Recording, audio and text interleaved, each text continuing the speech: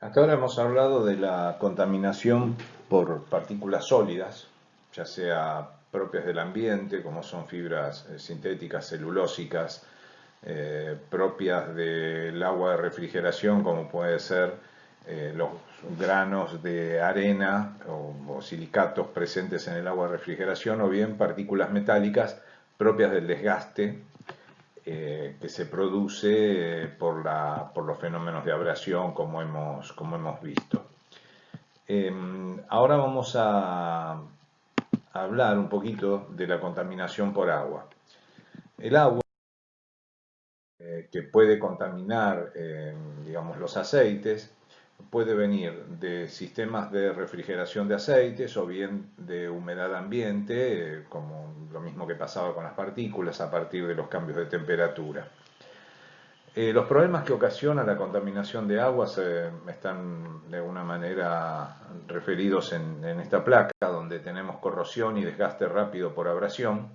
¿Por qué? Porque si tengo corrosión, tengo oxidación del interior de las cañerías, ese óxido se desprende y circula después en el flujo de aceite y pudiendo, digamos, depositarse en las pistas de rodamientos o bien en las pistas o en la superficie de deslizamiento de un cojinete de fricción, provocando el fenómeno de abrasión.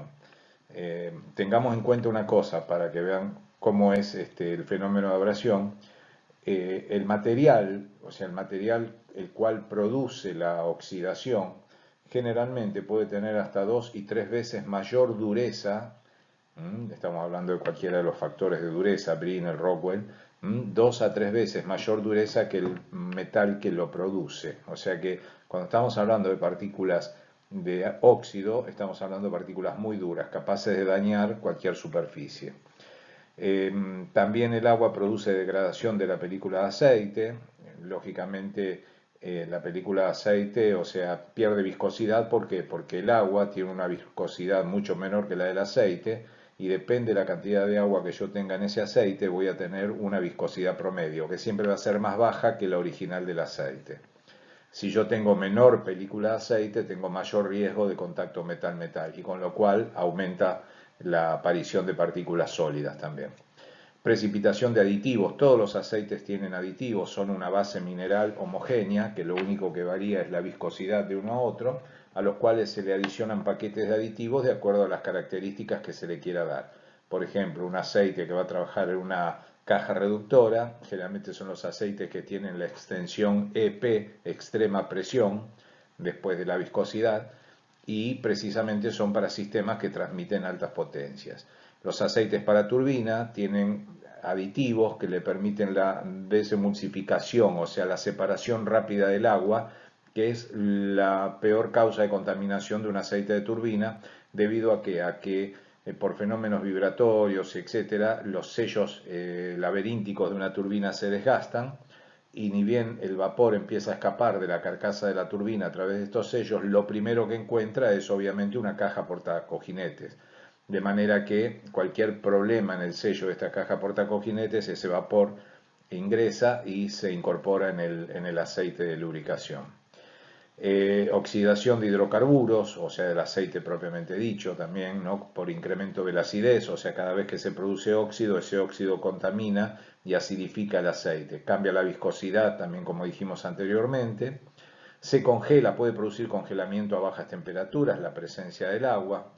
Y también promueve el crecimiento microbiológico. Generalmente hay una zona que separa, o sea, en los aceites el agua, cuando hay demasiada agua, aparece lo que se llama agua libre. O sea, el aceite per se separa por una cuestión de viscosidad, como habrán visto en cualquier experimento de mezclar agua con aceite que se separan. Y en un cárter aparece una zona, digamos, una interfase entre el aceite y el agua, y en esa interfase que hay una mezcla de hidrocarburos con agua es donde se generan crecimientos microbiológicos que después se depositan en cañerías, filtros o intercambiadores de calor, generando taponamientos y miles de problemas, ¿no? Bueno, el agua donde puede venir de fugas en los intercambiadores de calor, cuando el aceite tiene que ser refrigerado, fugas en el sello, bueno, de las turbinas de vapor, lo expliqué recién, por condensación de la humedad ambiente, tapas inadecuadas del cárter. Después vamos a ver cómo es una tapa adecuada más adelante, ¿no? Para un cárter. O sea, las tapas de cárter producen lo mismo que los tapones roscados de los tambores de aceite, ¿no? O sea, permiten que ingrese o salga el aire con las variaciones de temperatura. Y con las bajas temperaturas el agua que está disuelta se puede convertir en agua libre, o sea, se separa, de manera que ustedes siempre van a ver que los tanques de aceite tienen un fondo en B y por lo general tienen una válvula de purga a través de la cual cada tanto, si hay riesgo de ingreso de agua, aunque más no sea por humedad ambiente, hay que purgar el agua que está en el fondo. O sea, por una cuestión de peso, el agua se deposita en el fondo.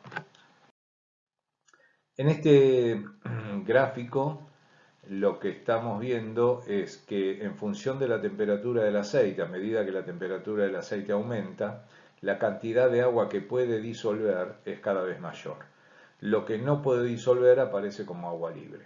O sea, cuando yo tengo un ingreso de agua, hay una cantidad de agua que puede ser disuelta en el aceite. ¿Hasta dónde? Y hasta su punto de saturación. Una vez que alcanzo el punto de saturación, el agua ya no puede ser disuelta en el aceite y empieza a aparecer como agua libre. El agua libre puede tener un doble comportamiento. Uno es separarse en gotas de agua y ir a parar al fondo del tanque, y el otro es permanecer en una emulsión de aceite, agua y burbujas de aire, eh, generando una degradación del aceite. O sea, el agua libre no es peligrosa porque va al fondo del tanque y nunca la tengo aspirada como para mandarla a la lubricación. El agua que está en emulsión con el aceite, sí. ¿Por qué? Porque debido a la presencia de esas burbujas de aire y a la pérdida de la viscosidad debido a la emulsión por la presencia del agua, es donde yo tengo los problemas de la disminución de la película de aceite. El agua disuelta es agua que, bueno, está en solución, como su palabra lo indica, con el aceite y si bien no es deseable, no es el agua, digamos, el ingreso de agua más peligrosa, porque aparte los aceites, la higroscopicidad del aceite hace que el agua que pueda disolver no sea excelente. Bueno, acá vemos, por ejemplo, lo que indican las normas. Generalmente un aceite hidráulico, lo admisible podría ser, digamos, hasta llegar a sus valores de saturación, o sea, lo que es agua disuelta, estábamos hablando de 200 a 400 partes por millón. En aceites de lubricación de 200 a 750 partes por millón. Por ejemplo, los fabricantes de turbinas aceptan hasta 500 partes por millón. Por encima de eso, mandan a tratar el aceite para secarlo. En el caso de los transformadores, el aceite que se usa es un aceite dieléctrico para refrigerar, pero al mismo tiempo evitar la formación de chispas por arco. En este caso, la presencia de agua hace decaer el factor delta, que es lo que me da una idea de cuál es la dielectricidad de ese aceite. Por lo tanto, la admisibilidad de partes por millón en agua es mucho menor que en un aceite de lubricación. La presencia, bueno, como ya lo dije antes, la presencia del agua en el aceite se da de dos maneras, como agua libre, ya sea emulsionada o en agua que se puede separar y ir al fondo del tanque, o en el agua en solución, que siempre está por debajo del punto de saturación. Bueno, hay técnicas para medir la cantidad, el contenido de agua en un aceite, no hay que tener en eso. Aquí, por ejemplo, les habla en caso de una bomba de engranajes, el primer caso, y el segundo, una bomba de paletas. ¿Qué pasa con la eficiencia volumétrica? En el caso de la bomba de engranajes, fíjense que si yo tengo un fluido seco, el fluido seco se entiende que es un aceite sin contenido de agua, con muy poco contenido de agua, y me está hablando de que hay una pérdida de esa eficiencia después de 30 minutos de funcionamiento debido a la temperatura y a otras presencias del 8%. Mientras que si ese fluido tiene más o sea, estamos hablando de un fluido que es un aceite, obviamente, ¿no? Por eso estamos utilizando una bomba de engranaje. Si ese fluido tiene más de un 1% de agua, la eficiencia cae un 33%.